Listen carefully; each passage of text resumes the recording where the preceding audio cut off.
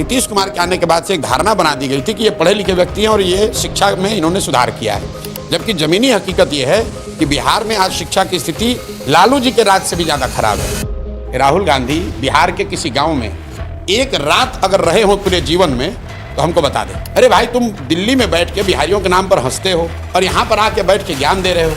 मोदी जी का भाषण 14 में हमने लिखा है, मैं आपको कोट कर देता हूँ। मोतिहारी में मोदी जी ने कहा कि इसी चीनी मिल के बनी हुए चीनी से चाय पीऊंगा तब बिहार लौटूंगा। मोतिहारी चीनी मिल का जमीन एक एक टुकड़ा बांट दिया गया, बेच दिया गया और खरीदने वाले आधे से ज्यादा भाजपाई हैं। आपके कैमरे पर कह रहा हूँ, फिर कहेगा कि मानहानि का दावा करेंगे।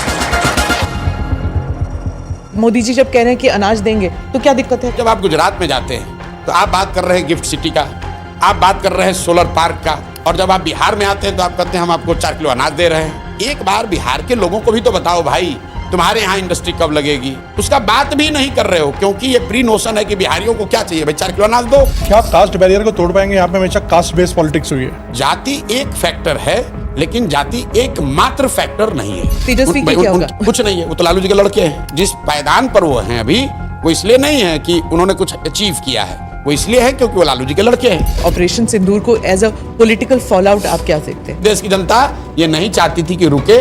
जिस तरीके से सीज फायर हुआ उससे बीजेपी को पॉलिटिकल नुकसान होगा।